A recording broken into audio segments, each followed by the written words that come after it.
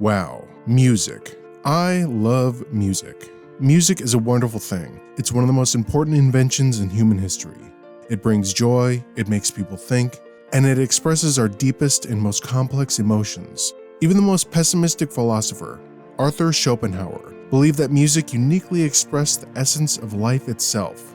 Music, in his view, captures the raw emotion and drive of humans without relying on the structures of the world, where one can experience a brief moment of freedom from desires and achieve a sense of peace and transcendence with music. Buddha would approve. Whether it be Mongolian throat singing, Indian string music, or African drumming, music is extremely universal, with almost every culture participating in it. But where did music come from? What caused humans to create it? And how did music develop from its earliest forms to what we have today?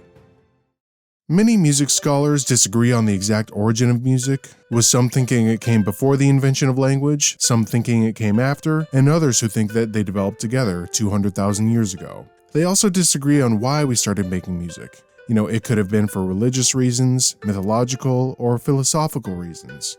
Or it could have been all of them together. The main point is that we started making it for some reason. One amazing idea about these early songs that were created by these cavemen is that the songs were based off of the beat of our heart. Almost like a natural timekeeper, the beat of our heart was the beat of these early songs. And this theory accounts for the similar musical elements found across cultures, regardless of location and connection to each other. And with this information, it makes sense because people say that music comes from the heart, and I fully believe that. Before we go any further into how music formed, let's talk about music's form. Sound is made by air particles vibrating and hitting your eardrum. When a particularly pleasant vibration, my voice, is heard by your brain, it picks up on that. When a vibration is faster, it sounds higher. When a vibration is slower, it sounds lower. And these vibrations make music notes. There are many vibrations, sounds, that could be considered notes, but we as humans have determined that specific sounds sound the best. And these are notes A through G, the building blocks of all music. Amazing. It took thousands of years to create this system, which has produced some of the most beautiful art in all existence. So let's get into how this beautiful art evolved. The first rock star was a caveman, using instruments that dated back to 40,000 years ago, during the Stone Age. This theory is supported by the evidence of bone flutes. That's right, a flute made from animal bones. Or maybe your grandma's bone. But there seems to be some disagreement on these bone flutes being the first instruments. Some scientists believe that other instruments such as rattles, shakers, and drums existed before, but since these instruments are more biodegradable, evidence for them is hard to find. Regardless, from what we can tell, humans from very early on recognized the potential of instruments. These instruments would have helped to create music that helped to increase bonds between groups of humans, which in turn increased their numbers and their ability to survive. So music actually has a very important role in our evolution and our survival as a species. Music during this time could have also been associated in collective work efforts. It could have also been used for long-distance communications. Or it was just a way for these cavemen to honor the supernatural. As millennia went on and civilizations developed better instruments than just the leg bone from grandma, people made stringed instruments, drums, horns, and the voice was much more prominent as well because we had developed language a lot more during this time. Around 3500 BCE to 1300 BCE, literate civilizations in the Middle East, China, Greece, Egypt, India, and Persia developed complex music. Just like in the Stone Age, music at this time was typically linked to social, religious, and cultural roles. It's funny to think that after tens of thousands of years, music was being used for the same purposes. One big factor in music making, though, was the invention of writing, which was about 3400 BCE. Not only was writing important for trade, education, and organization, but it helped craft more complex music. But during this time, every civilization wrote music differently and had a special way that they passed down their music. For example, the oldest musical composition to have survived in its entirety is a 1st century Greek tune known as the Sekulos Epitaph. This song was found engraved on an ancient marble column used to mark a woman's gravesite in Turkey. Amazing. As the years went on and these civilizations got more connected with each other, so did their music. They started to share their music because of an amazing development that was happening around the world. The Silk Road. Created in 114 CE, this was an international trade route that connected the East and West, facilitating trade for about 1500 years. Unfortunately, the road was not made of silk, but dirt. From China to the Mediterranean, this trade route played a major role in not only goods, but culture and music being shared as well. And around 900 CE, in medieval Europe, the next step in music would be revolutionary. This was the Gregorian chant. I know, sounds boring, but it actually had a big effect. Gregorian chants developed in Italy, Germany, England, and France, with monasteries becoming the centers of musical knowledge. This led to some important musical developments, but the biggest one was the way that music was written. For the past 500 years, music was written differently depending on the culture and where you were. And the way that music is written today is a direct result of these Gregorian chants. If it wasn't for the developments in these monasteries by these monks making beer and songs, we wouldn't have the Beatles. And it's fun to note that this was during the Dark Ages, when Europe was kinda dark and a little plaguey, but it's nice to see that there were some major steps forward in culture still happening. As time went on, Europe decided it was time to stop being dark, and it was time to get fancy, the Renaissance. For the next 300 years, starting in the 1300s to the 1600s, art, writing, theater, and music would thrive. People were exploring their minds, getting super smart and really cultured, and also dressing very strangely. This freedom of creativity led people to make music that would change the world. The invention of the printing press in 1436 had an immense influence on the distribution of music and its various styles that were being created. Music was not only enjoyed by people in high society, but in low society as well. And one of the most revolutionary moments in the era took place in Florence in the 1570s, with the work of Florentine Camerata and Vincenzo Galli, creating a totally new form of music, opera. The first operas, written around 1600, were the next stages of music's evolution, introducing singing, instruments, in a grand way that was almost like a play, but centered around the music. And it was something completely new that people had not experienced before. Wow, we've gotten to the Baroque era, the 1600s to 1750.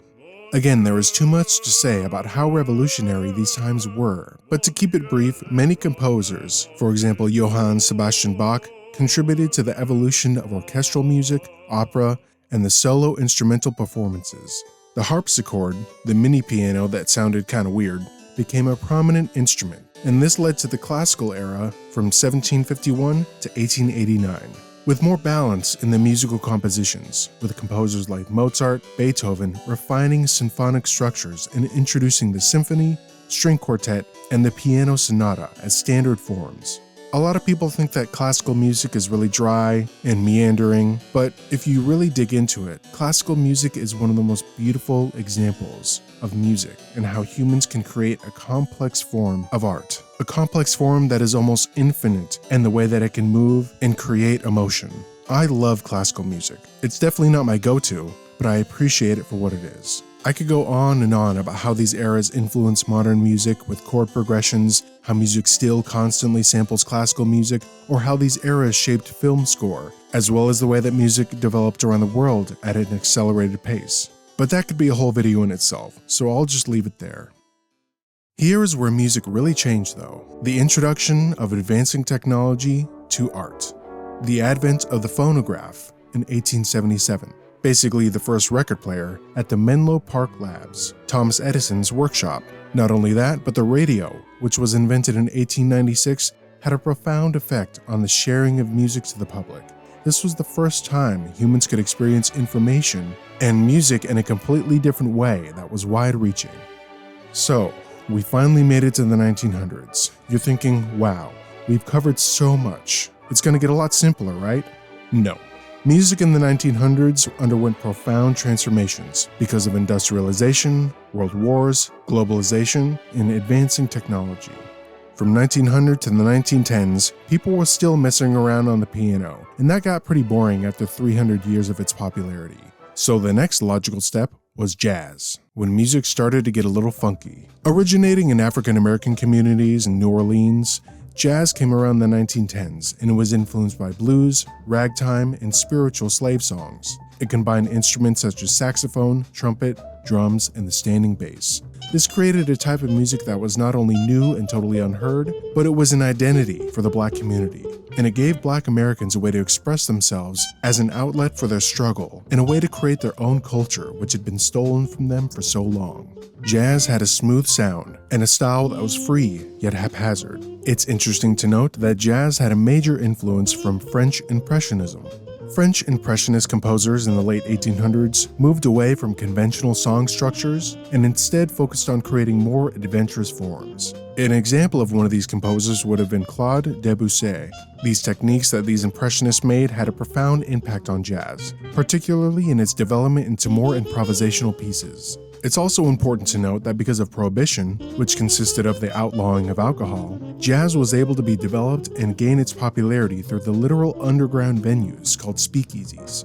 Secret underground venues that required a secret password for entry, where alcohol was illegally served. Nice.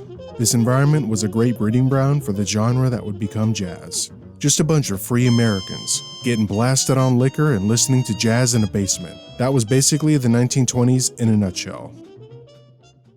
So the 1930s and 1940s, World War II. Music in World War II was very important for keeping people's spirits up. Music was so important that even prisoners in concentration camps played music, not only to keep them sane, but to express their grief and sadness. Many prisoners composed music in the camps to reflect and remember on their experiences there. Very powerful. Radio played a big part in the spread of music, and naturally, people were glued to their radios, not only for music, but for news about the war. Radio was also available in cars, and this was the beginning of the pervasiveness music would have in people's lives. Whether through jazz, patriotic anthems, music helped people cope with the harsh realities of war. It connected soldiers to home, united people, and became a symbol of hope in the face of adversity. Alright, the 1950s. We beat the Nazis and we dropped some bombs on Japan. Time for rock and roll. Many people attribute the invention of rock and roll to Elvis, Chuck Berry, Little Richard, and Johnny Cash. But there was one person that influenced all these men, and it was actually a black woman named Rosetta Tharpe.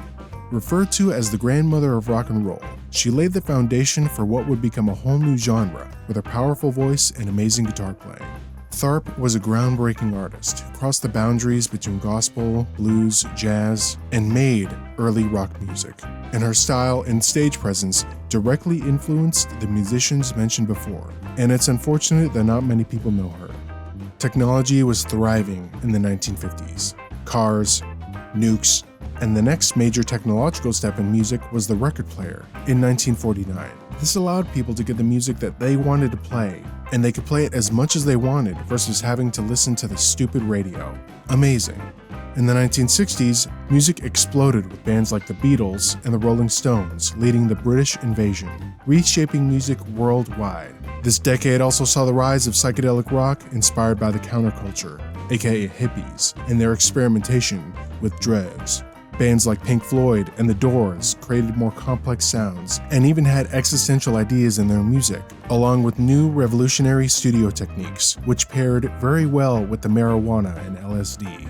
Folk music emerged as well, with artists like Bob Dylan blending traditional folk music with political messages, addressing civil rights, the Vietnam War, and social change. It could be said that music in the 1960s had a major impact, not only because of its sound, but because of the way that music was making people think. The 1960s also saw the rise of famous guitarist Jimi Hendrix, who changed the way that live performances would be done, with doing things like playing the guitar with his teeth, or setting his guitar on fire on stage, or even smashing his musical equipment after the show. Very rock and roll. A little bit different than Rosetta Tharpe, but it was a step in the right direction. Black music at this time was also coming into its own with Motown and soul.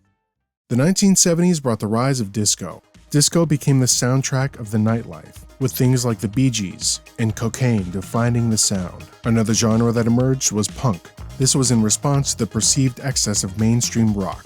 Punk emerged as a raw, rebellious genre, with bands like the Ramones, Sex Pistols, and The Clash, fast tempos and stripped-down arrangements. Simple, short songs that were energetic and to the point. The next technological advancement would be huge. Some dude in 1963 was sick of having to play records, and thus the cassette tape was born. This allowed for a new way to record and to listen to music. Although it was created in the 1960s, it was not sold in mass until 1979, with the portable Walkman. Now you could walk as a man listening to music. You could listen to your favorite music anywhere, on the go, and not have to listen to anyone around you. The beginning of our antisocial tendencies. The 1980s. Faster songs, cooler clothes, and even more cocaine than the 70s.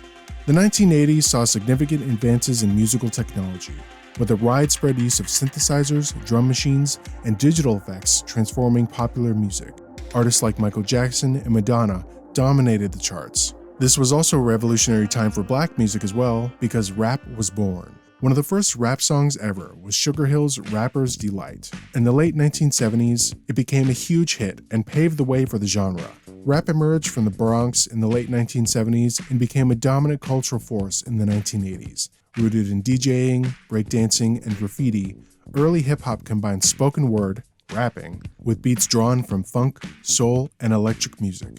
While the 80s was super fun and super happy, it was time for the sad 1990s, full of baggy clothes and, instead of cocaine, depression. The 1990s saw another new genre of music, and the next genre that would shock the world was grunge music. With its raw energy, angsty lyrics, and anti-establishment mentality, grunge tore into the music scene.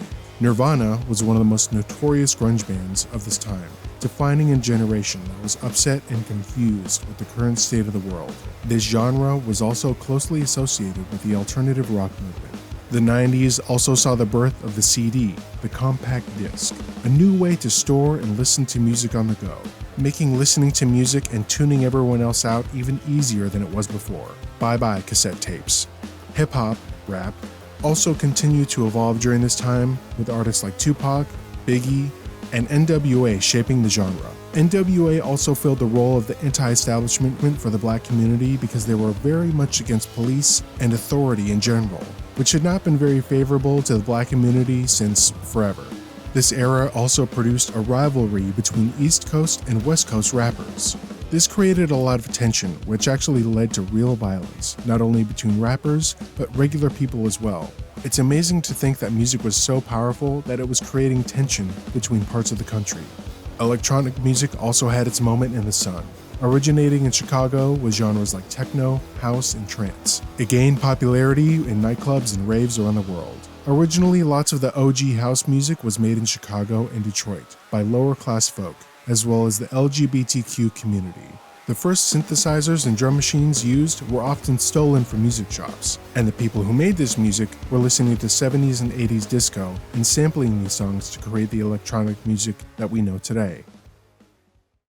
The 2000s. Wow, a whole century of music gone by. What a time. But it's time for the 2000s. Terrible fashion, the spread of the internet, and invading the Middle East. Britney Spears, NSYNC, and the Backstreet Boys were the only thing on the radio next to Who Let the Dogs Out.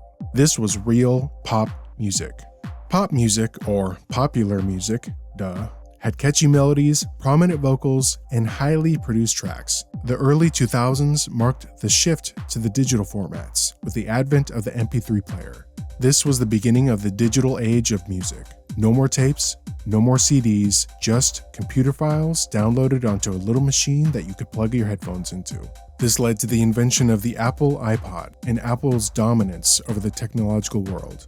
This, with the invention of iTunes, the program Apple created to manage music, music was in everyone's pockets all the time. But you were still limited to what iTunes had in store and what you downloaded onto your iPod. It was a rough time. Songs at this time were priced at $1 per song. Imagine that compared to today. Many people didn't want to pay this, and a trend of pirating music actually became very popular. Sites like LimeWire would allow users to download as much music as they wanted for free.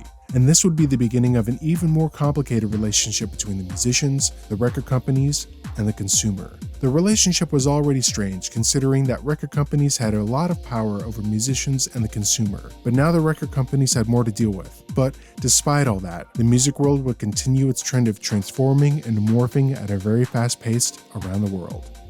From the 2010s until now, streaming services would be created, like Spotify, where you could listen to almost every song in existence. This revolutionized how people consume music, making it more accessible and harder for musicians to make money. These streaming services would greatly benefit the consumer due to their large library, but musicians, on the other hand, would have to become beholden to the whims of these streaming services and their monopoly on music accessibility. It's also interesting to note that these streaming services use algorithms to push certain music. They're using computer programs to push a song that you might like. And if you like this song, the algorithm will push this other song. Curation of music is now being curated by computer programs instead of people. Where this will go, I don't know. But I will say, Spotify has definitely shown me some bangers. So it's not all bad. Music in the past 14 years has not changed so much as just morphed into an incredible amount of subgenres that proliferate constantly. Well, one thing has stayed the same. People love music. Music is seen as an identity. Ever since the jazz speakeasies and Rosetta Tharpe, people resonate with their music of choice, and they let it define parts of their character. And just for transparency, my favorite band is Tool. Now, I don't recommend that everyone listen to it because it's super weird, but I definitely recommend giving it a try, and I highly recommend to read the lyrics as well. I think the way that music has evolved has been a wonderful and exciting journey, and who knows what will be next for music. I think if Arthur Schopenhauer were here, he would be a little bit less pessimistic because he could enjoy all the music that we have today. The rich history of music and innovations from the first songs ever created with bone flutes continues to influence and shape music as a whole. The future of music is unknown, but with everyone being connected to the internet and the accessibility of digital audio workstations, one can only imagine how it will evolve next. I can't wait. Thank you guys for watching the video. I really appreciate it. There was a ton of information that I wasn't able to include just because it would have taken so long, and there's just so much of it. All I can say is it was super fun researching this, and I really hope that someone learned something new today, and I hope that you enjoyed the video. And if you would like to see more of this, give the video a like, and subscribe to Information for more information. Thank you.